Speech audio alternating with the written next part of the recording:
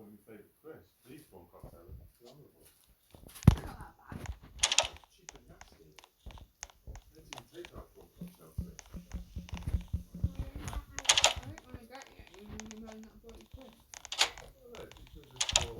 Like a 6 or something. YouTube. I'll write you some more.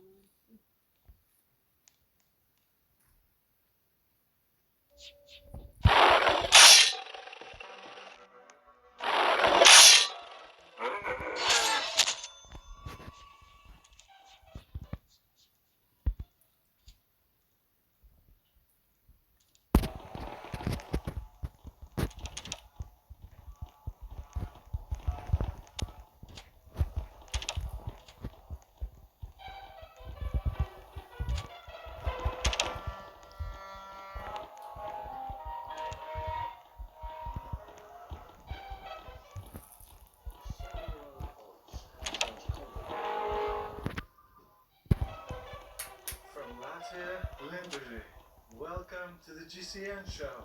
Welcome to the GCN show. Coming up this week, doctors in the UK are being told to prescribe bike riding to some patients. The question is though, who really needs it? You could also win yourself a brand new bike, courtesy of our mates at Albert. We have got a double Everesting, off-road, and we've learned the secrets of bike racing through science.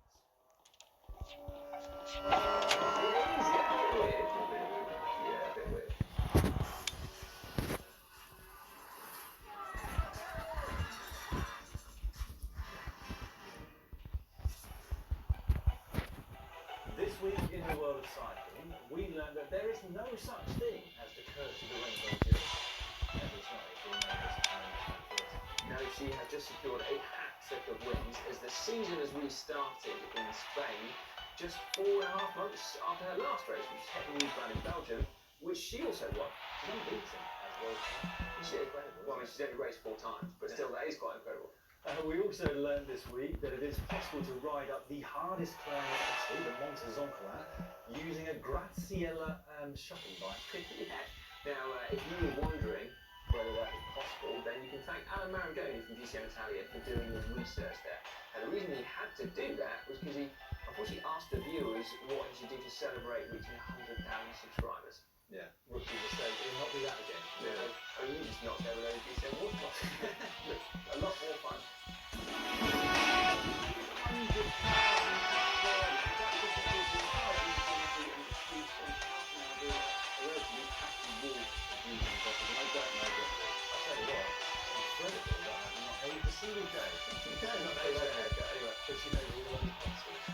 And now back here in the UK over the weekend, the government announced that they're going to be doing much more to try and tackle the obesity crisis that we have here in the UK. Now, one of the things that they'll be trying to do, in fact a pillar of their strategy, is getting people to exercise more, including riding bikes. Yes, very much so.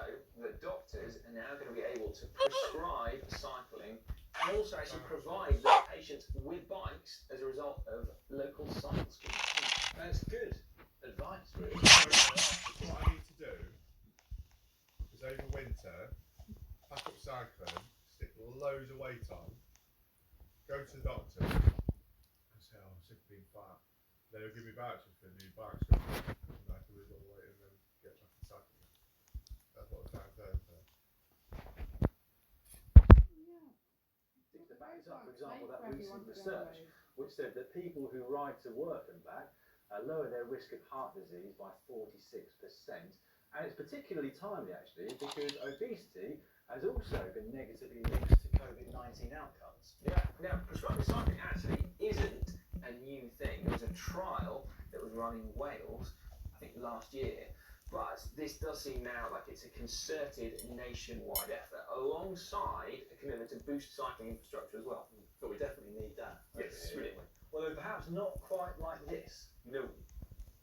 Whoa! A dedicated bike lane? No way! Whoa. Oh!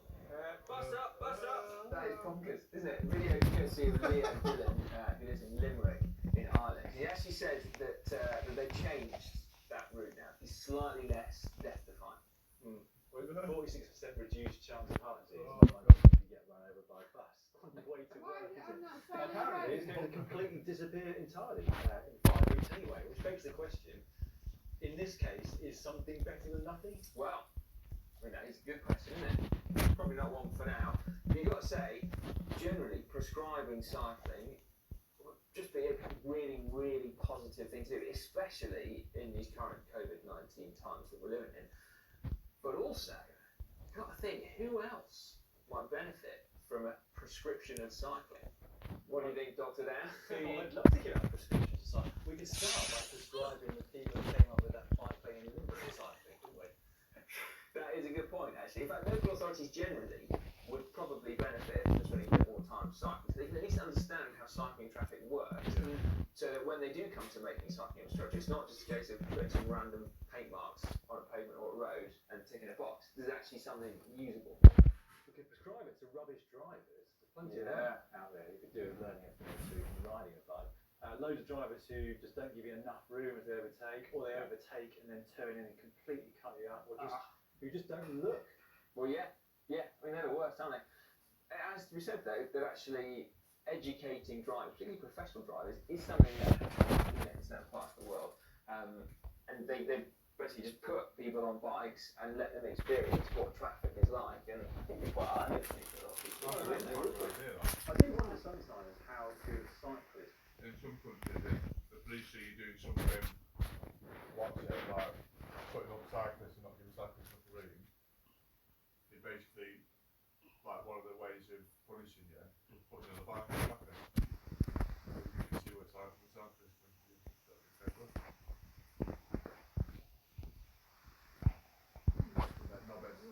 Knobhead motorists get run over by other knobhead motorists.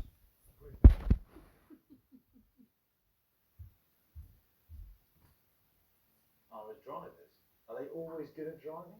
I don't know if that would always be the case, but you'd certainly hope that when it comes to driving around other cyclists on the road, they'd be complete textbook. Yeah, because if you prescribe cycling to bad drivers, it's kind of like saying, well, come and look at us, we're great drivers.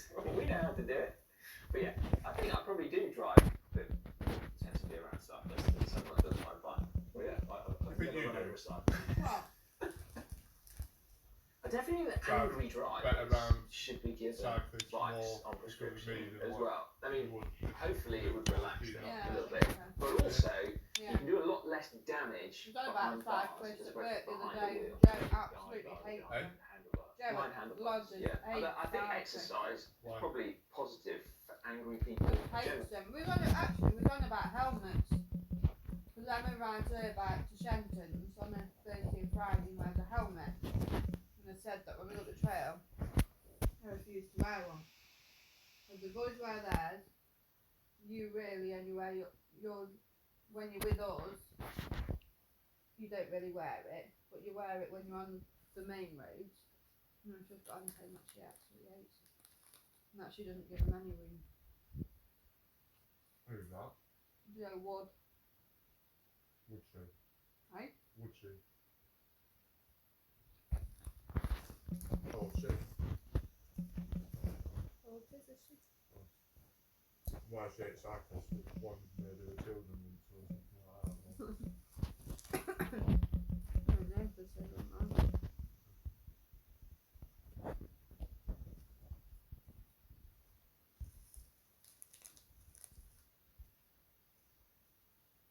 Brilliant, isn't it? Just kind of relaxes people. Get them all For the out. most part, I'd say so, but it's not always the case, is it? There are some very angry cyclists. Well, that is true, yeah. Remember that You guy turn around in the to you US and say, "Does that mean who you hit my assaulted husband?" two kids when they were handing out flags Yeah. racing?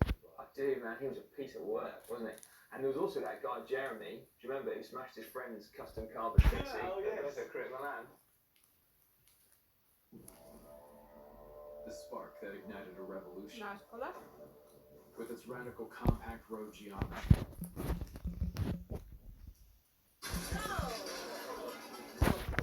Jeremy.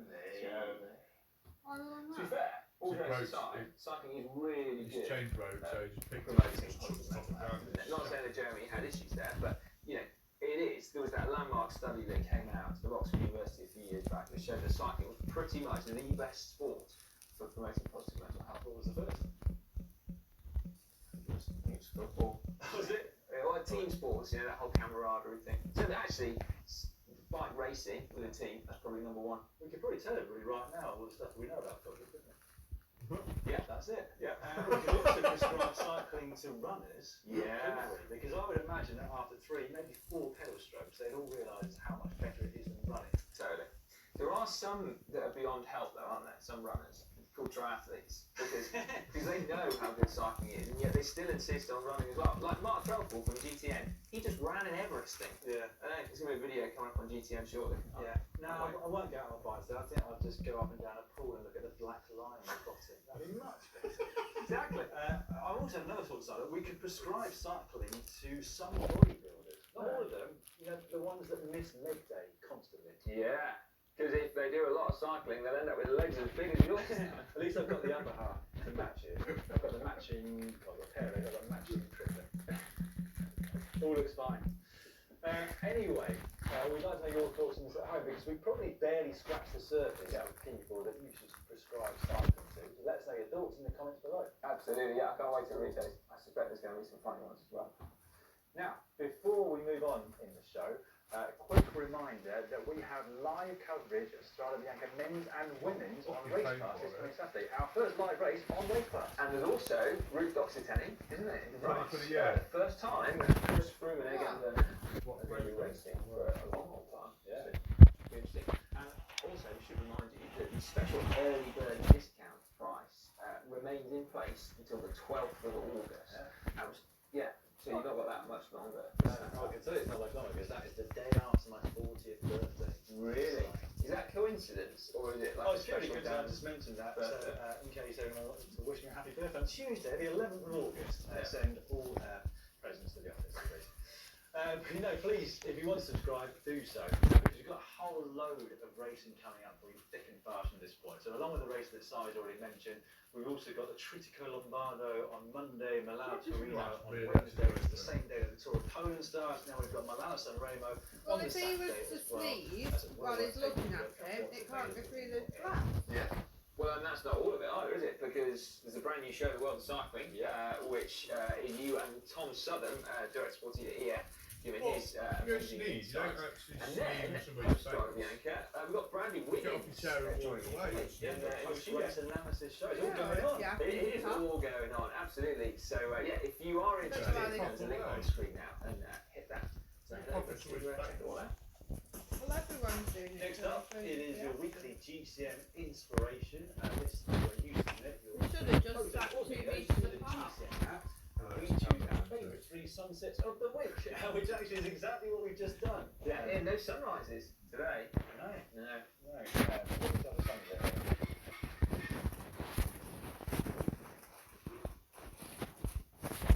Decent chance. There's all videos, and I'll find a video in the next few weeks, on the GCN app to be in with a shout of winning next week. Now time for cycling shorts. Cycling shorts now. I'm going to start with news of 300 cyclists that just rode 302 kilometres in Belgium in order to draw an outline of Belgium to celebrate Belgium Day. Tremendous idea. And And we need to thank GCN club member Simone Chiaretta for making us aware of this, so thank you very much. Yeah, hopefully not too many people will be using garments that day then, because they'll be waiting a while to see Mini Belgium, won't they? They will be, yeah. We weren't actually going to mention Garmin and their fiasco in the GCN show, but they didn't pay our ransom, Simon, did they? So in it goes. That's right. Right now, another week, another Everesting, surprisingly, but this time it's a double Everesting and off-road. It's quite staggering, isn't it? Yeah. Actually, isn't it? It's set by current European cross-country marathon champion Tiago Ferreiro of Portugal. And they reckon he might also have set a new world record for our amount of ascent on a mountain bike in 24 hours. That's still to be ratified. Nevertheless... What head unit was he using? Yeah, maybe probably just waiting for it to upload. No, let me know.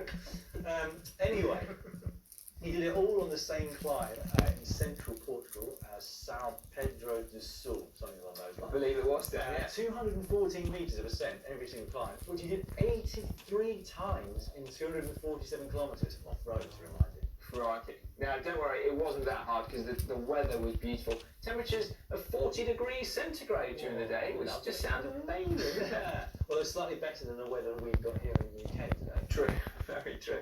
Right, on to some racing-related news now, and two of Team Sunweb's top sports scientists have just published another, actually, because they're quite prolific, another piece of very cool research. This time, they were analysing the power files from riders from different categories of races. I.e., is it harder to win the biggest bike races in the world? And the answer was actually very interesting. So in terms of duration and workload, i.e. average power, it was higher in the 5 monuments. But in the rest, there wasn't much difference. No, but almost counterintuitively, the mean maximal powers of between 5 and 120 seconds, so like your short sprinty efforts, were actually lower in the 5 monuments. So riders technically were kind of going a bit slower at the sharp end, but the theory put forward by two Sunweb scientists, was that actually the length and the intensity of those races blunts like a rider's top end, basically, meaning that they actually can't sprint as fast when they're in monuments. So if you want to win one, if you want to win one, you've got to work on your 5-minute power outputs, because that's where it's one of those, finally. Yeah, I guess the take-home message for most of us that are training for races, I'm not training for a race, but if you are, and it's not a monument, you want to focus on the shorter efforts and the maximal power curve. If only we'd known that, it would have made all the difference, wouldn't it? Well, I was going to say, our top end short efforts were sort of blunted from the very beginning. Through lack of talent. Yes. Yeah, it's unfortunate, that, isn't it? Now, in a recent GCN show, we looked at the helmet debate within cycling. And one of the points we touched on was the importance of cycling infrastructure for keeping us safe. Not all cycling infrastructure, of course. Some of it in Limerick looks like a death trap, but most cycling infrastructure seems to work. And this article that I saw on Streetsblog NYC, well, it's chilling reading, but it does back that up. It is. So we're going to summarise it for you anyway. Yeah. Actually, you still need to brace yourself though, because You will. quite shocking. So it looked at the fact that there have been a stark rise in motor vehicles now back on the road, and with it, a massive increase in the number of injuries to cyclists as well. But it's not uniform across all the different boroughs. So ones where there is an enormous amount of motor vehicles and not much cycling infrastructure have seen huge rises of 41%, specifically that is the Bronx. Whereas in Manhattan, they've actually seen a lowering of cycling injuries by 7%. So get lobbying your local councils, your local governments. It's definitely within our power as cyclists to do something. Just, I'm not sure we're very good at doing things all the time. Well, no, have you ever written to your local committee? No, I have not. Have you? No, I haven't either. Well, maybe we should set out stalls now, both of us. In fact, everybody. We all need to write to our local representatives and authorities this week to try and get something done. Forfeits to anybody who hasn't done it by this time next week. Ooh. Forfeit like the uphill hour challenge? Yes, exactly. There we go. The uphill hour challenge.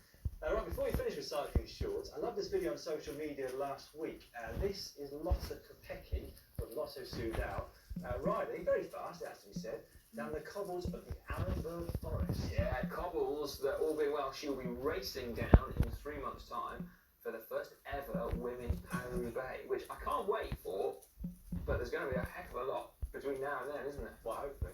Fingers crossed. Indeed, yeah. There will be. And lots of you, since the intro to today's show, will have been waiting around to find out about this brand new giveaway from our mate Orbea. You have had to sit through a lot. Yeah, well, they probably fast forward to this bit now. Good point. But Welcome. you have a chance to win one of their new Orcas because they've got a few new models. They have indeed. So the Orcas, just like the ones that we've been lucky enough to ride over the last few months, lucky enough to ride and also in some cases admire the fork blades of. Thank you, Manon. But this new one basically offers more options at lower price points. It does, yeah. There's a slightly different carbon layout to the new one, There isn't is. there? Slightly rounder tube, but there's also some similarities, i.e. the fact that you can customise it still using that Myo online tool. And also for that, it's got the hidden cable routing. Indeed. So, brilliantly, Orbea are giving one away to one of you lot, which is fantastic. And it's this one, which is an Orbea M20i Team. And doesn't that look Very nice indeed. You run a very happy and lucky person out there in a couple of weeks' time. Indeed. Anyway, if you're interested, we will of course link to the competition page in the description box down below. Once you get there, you'll just need to answer a very simple question. Next up, hack. Forward slap. You did, yeah. I thought you were going to catch me out because I can see you today, but you did. Forward slash buzzword share. Yeah, well, yeah. The first one this week comes in from Bianchi. Front light bracket from Bits and Bobs, 3T stem cap, carbon handlebar cutting, handlebar none, drilled, and a nylock nipped attachment. I think it might be a few spelling mistakes in here, but you get the picture. You do. I was expecting shit to do. Oh, I've got a headache again. Quick glance at the scoreboard. More pots yet before he's safe. So he might have to take that one that's close to the pocket. Jay. Jay. What? I'm going to get my eyes tested on Wednesday. Do you think I look cool with glasses? Probably not. Eh? Probably not.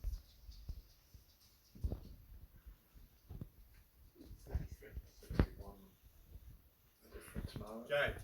What are you doing? Sure. Yes, they tested your eyes, so don't just bring them now. Plain sailing now. Don't just go in and have an eye test, they're all stuck on you first. Oh, what? You have to go in a separate room first, and then measure all your eyes, and blow air into your eyes, and do all sorts of stuff. Do you remember when you tried putting drops into my eyes? Fuck off, trying to blow stuff into my Well, eyes. you've got to. You've got You've no, got to get the air in your eye, and then that all gets sent then to the optician room. got no chance.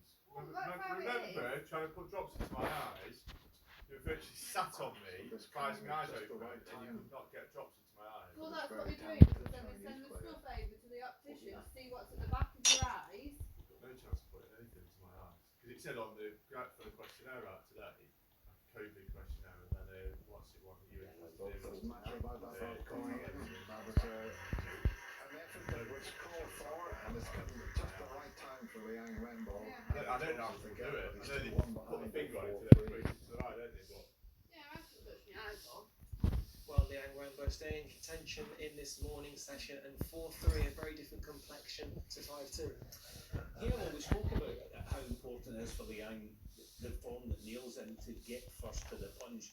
Now, he's got a long red here. This is a tough shot. We spoke about Neil's form. He's providing such a stiff examination of Liang's mental reserves and everything else there. So that was brilliant to knock that in. And at this level, the form that we keep speaking about, Neil Robertson, it's almost like a one-shot game this now. He misses a long red. I think it actually wobbles in the jaws of the pocket about 9 times here as we see this. And talking about a one-shot game, if this goes in, you know what's going to come after that. He's probably going to go and win the frame.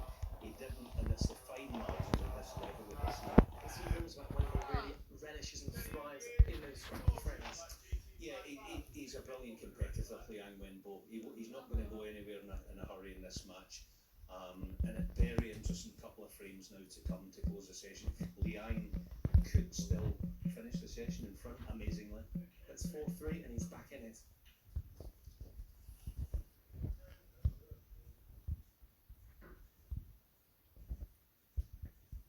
Yeah, making a 50 break. One frame back. mind. And that will, there's me, irritate Wilson slightly. He knows he's been by far the better player in terms of scoring, and right, one frame ahead. You want some kind of reward for that play going into the second session. This is another loose safety shot. Get the key, get the key. I've got the white key. I've got the key. Dominated the scoring, I as you can did not put the white key. I got the white key. Escape, escape, escape. Come on. Got there. I've got a white key. There's no pictures in the scorecard. Come on. I have key. Come on, I have key. What? Come on, I have key. Oh, you're gonna die then.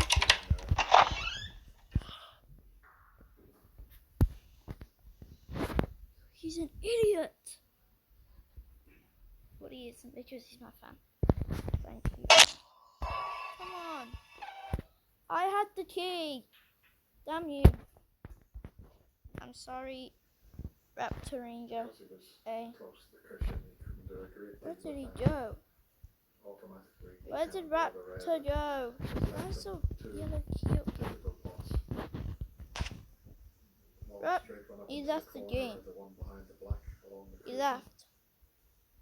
He left me. He left.